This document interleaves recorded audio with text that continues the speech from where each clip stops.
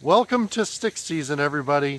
Wintertime in my area might be a little boring sometimes featureless, no colors, no leaves, it's cold. All of this can be a bummer when trying to keep up your motivation with your landscape photography.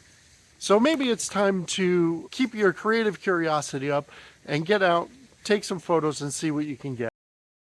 So now that I'm in out of the cold, let's talk about some of the challenges and opportunities that you can take advantage of in the stark cold winter season. So some of these challenges that you're going to face in the winter season as a photographer are pretty straightforward, and I'll give you a few solutions to some of those problems a little bit later on. The first challenge, of course, is color. Using the limited color palette of wintertime can present a lot of challenges with your compositions, mainly because there's a severe lack of it, especially if you like to use contrasting or complementary colors in your work. Like I said, wintertime has a real distinct lack of that color to use. So the next challenge is actually lighting. As photographers, we do capture light, so light can sometimes be really difficult in the wintertime for two main reasons. The first reason is that there isn't much of it. Sunrise is later in the morning, sunset is earlier in the day. That limited time that there is light during the day can present a particular challenge. So the winter doldrums are also a thing, and I can tell you that my motivation is absolutely at its minimum this time of year. Secondly, the low angle of the sun, even at noon, may not illuminate your scenes the way that you might like. Areas that you're shooting in may not be evenly lit, or even lit at all if you're trying to shoot a scene that's like on the other side of a hill or behind other kind of obstructions that won't let the sunlight pass. The last challenge that I'm going to go through is the weather itself, because let's face it, wintertime weather can suck. The cold weather can absolutely suck, and I mean suck. The cold can not only affect your own comfort, but also the operation of your equipment as well. So whether it be your fingers getting cold or your toes getting cold, a runny nose, or anything like that, but if it is cold enough, it could also affect the operation of your camera gear. So make sure to dress warm, dress in layers to help keep your body heat in, but also to help cool yourself off, because if you dress layered up enough and you are too active and you get warm, you can open up those layers to allow yourself to cool off if need be.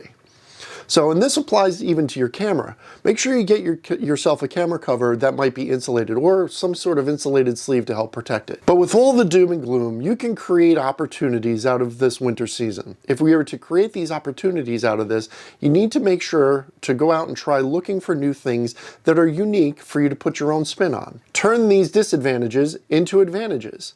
The bare trees can help you create a unique composition for you to explore. Layer them up, create depth, or maybe even use a bare tree that is open in a field or something to create a leading line to something else. So play with light and shadow also. Because of the angle of the sun is different this time of year than it is in the summertime, creating longer shadows on things, perhaps try working with some of those shadows instead. The other thing that you could also do is, why not try focusing on some of the small details within your scene. Use those smaller scenes to help make something a little bit more abstract than you normally would. Look at the details of it to help bring them out. But also maybe now is the time to try something new, like macro photography. Or you can even do a single lens challenge to help keep those creative juices flowing.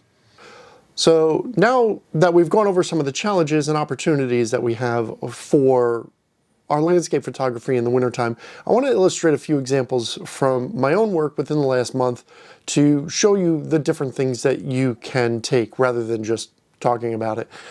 You feel free to use these images as inspiration or try to copy them. Look for something similar. But these are three different examples of basically what I was talking about before. The first photo that I wanted to talk about is going to be one that I took within the last week. A few friends of mine and I, we were out, we were going to go over to a lake nearby, the four of us, try to take photos of a sunset that we all thought was going to be spectacular, but turned out to be a complete dud. So because the sunset turned out to be a complete dud, I started looking around for other things. A few of us started looking around for other things.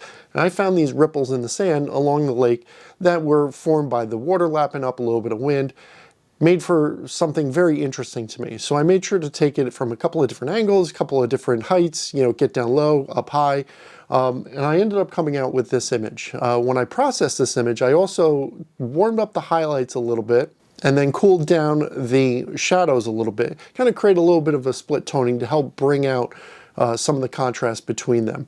But using something abstract like this or a small scene to, take out the detail, like in the sand or patterns in the ice or something, can help you really think about some of the scenes that you're taking, whether it be a larger grand landscape or one of these smaller type scenes. You can go a little bit more abstract with it. So the second photo I wanted to show you was actually another sunset with same group of friends. We were out and about looking for decent light for the sunset, and one of the people in the group had a suggestion to go up this one road. Let's see what the sun looks like.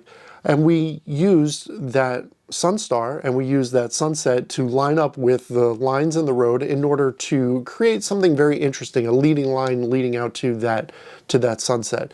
Again, a little bit more abstract than I would normally take, something a little bit different without having to depend on the colors and the leaves and everything else that's in this scene. As you can see in the photo, there's no leaves on the trees, it's just sticks, a little bit of silhouetting here.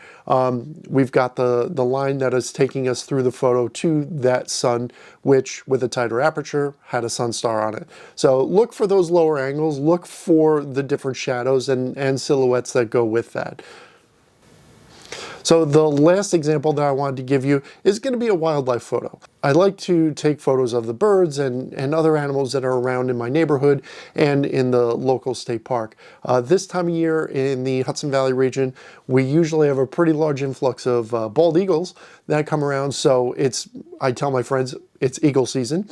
So I run around and I'll take photos of the eagles that are along the Hudson River. Luckily, I was able to capture this eagle. It was a juvenile bald eagle that was in a tree.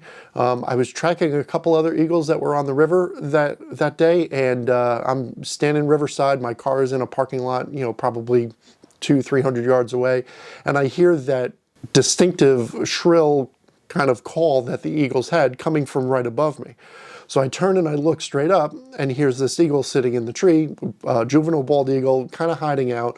So realizing that I was probably a little bit too close, I made sure to back off. And once I was backed off to a safer location, or at least a little bit more distance from the eagle, but once I was far enough away, I was actually at a better angle to be able to take this shot of this juvenile bald eagle in a tree.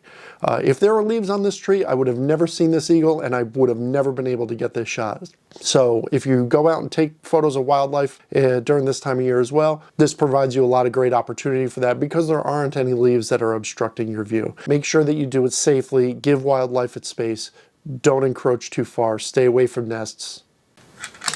All right, everybody, I hope this video helps. Make sure to get out there, take some great photos, embrace the suck of the winter weather and the lack of color and contrast. Like I said, take some great photos, maybe try something new with your photography, overcome some of those challenges that you may have. Also, check in the comments or in the description below for links to my social media. All of these photos that I have just been talking about have either posted or will be posting pretty soon on social media. So make sure to go check those out. And I'll see you again for another video next week. Take care.